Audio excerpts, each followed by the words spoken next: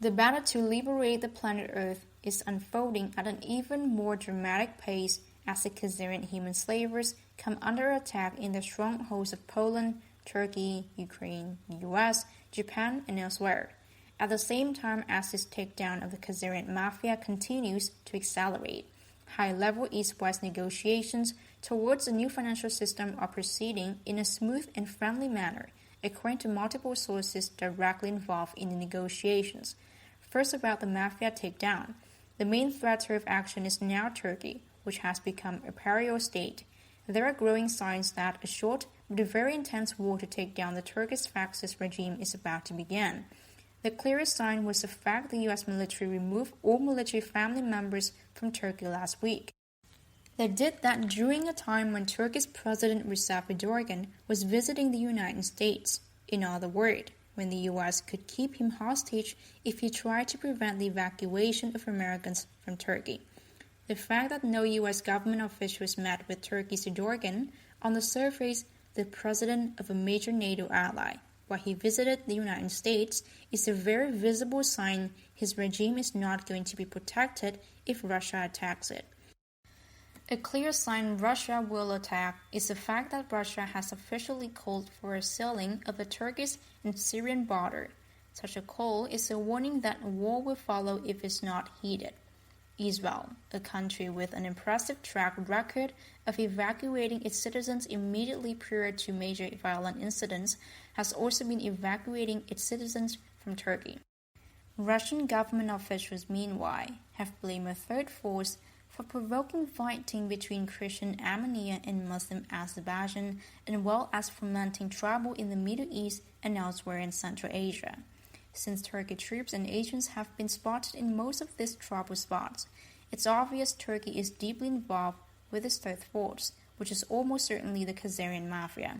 Egypt has also asked Israel not to allow Turkey to stage military activity in the Gaza Strip or in the Sinai Peninsula. Turkey's Erdogan regime has criticized Egypt's government as being illegitimate after it outs the Khazarian Mafia-backed Muslim Brotherhood government there.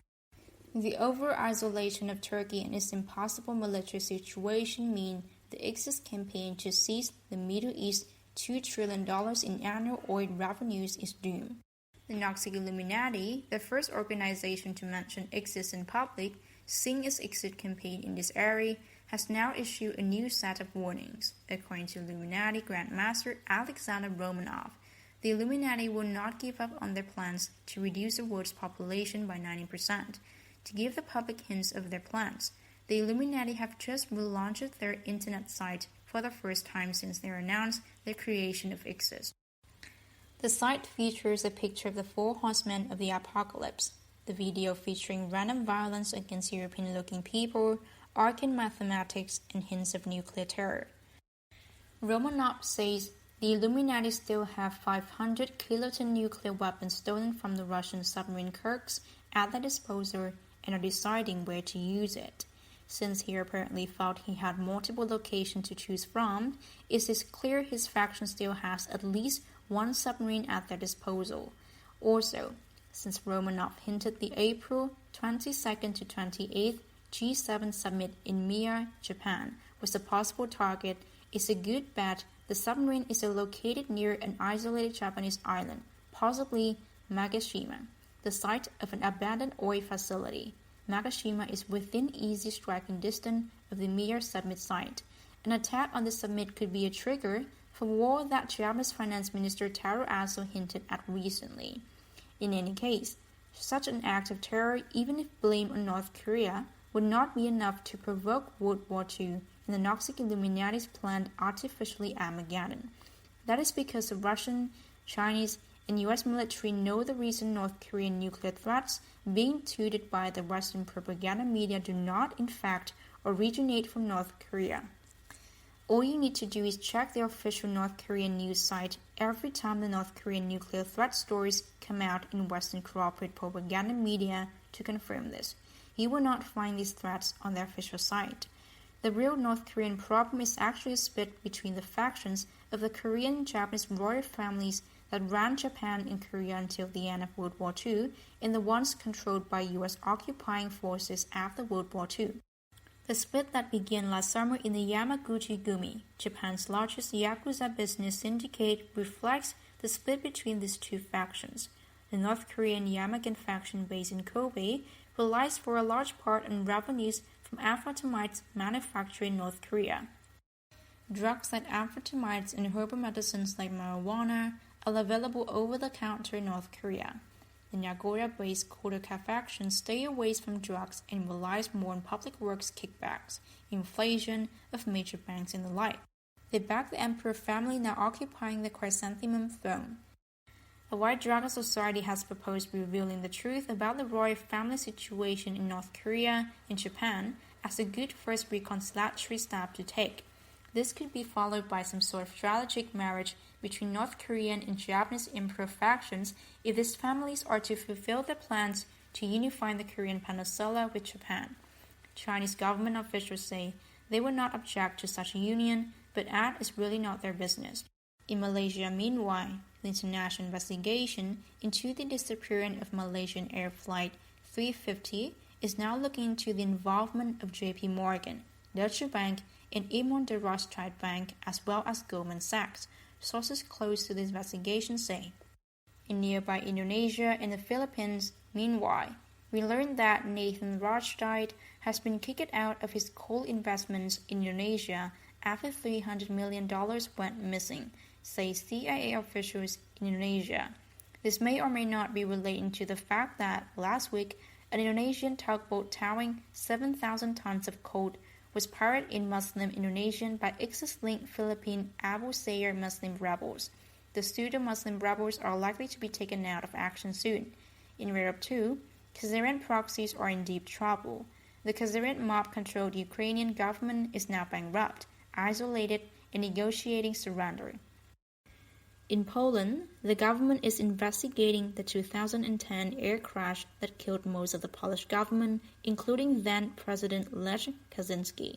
Almost immediately after this crash decapitated the Polish government, Donald Tusk, the current president of the EU, helped pass laws that committed Poland to adopting the EU. The suspicion is Turks was awarded the EU presidency for helping make the plane crash happen. In the US, meanwhile, the big data dump on Panamania paper companies and tax avoidance schemes means that Panama has followed the Cayman Islands in being shut down as a refuge for off-books KHAZARIan mob trillions. This means all the KHAZARIan offshore money is now concentrating itself in Reno, Nevada. This may be why senior KHAZARIan honchos like Henry Kissinger have been trying to meet top Chinese government officials recently. Chinese government sources say Chinese leaders are avoiding them. This is backdrop to the nuclear security summit hosted in Washington, D.C. last week by U.S. corporate government spokesperson Barack Obama. The fact that Russia, arguably the world's #1 nuclear power, was not there makes it pretty obvious this was not really a nuclear summit. The real summit was between China and the U.S., and the main subject of discussion was the new financial system, U.S. and Chinese government sources say. Financially speaking, there is now a Mexican standoff between East and West. The East has gold, while the West has dollars, yen, and yuan that can be spent here and now to buy stuff. Right now, the East, mainly China, is saying, we will not recognize your paper, while the West says, we will boycott your gold. That is why the world trade has plunged by double digits since the beginning of this year. Fortunately, it looks like the financial system negotiations have gone well. The essential deal being made is that gold will flow west and cash will flow east. The Westerners will use their gold to buy stuff from the east, and the Easterners will use cash to buy stuff from the west. Most importantly is that 10% will be taken from this East-West exchange to finance a vast campaign to fix up this planet. To give an idea of the scope of things that will become possible if this deal is consummated, take a look at the Chinese proposal to invest $50 trillion on a world electricity grid. To get an idea of how revolutionary this is, $50 trillion is 500 times more than the capital of the newly founded Asian Infrastructure Investment Bank, and close to 3,000 times what the World Bank lends annually. The Chinese have also similar ambitious plans to create worldwide transportation grids, research, and development facilities. The White Dragon Society's Western allies have equal plans to turn the deserts and Arctic regions green, replenish the oceans, explore the universe, and etc. This is not pie in the sky. These are very realistic, hard-nosed projects that can be carried out by private sector in cooperation with the meritocratic staff future planning agency. Existing multilateral organizations and corporations would all profit enormously from the resulting bonanza.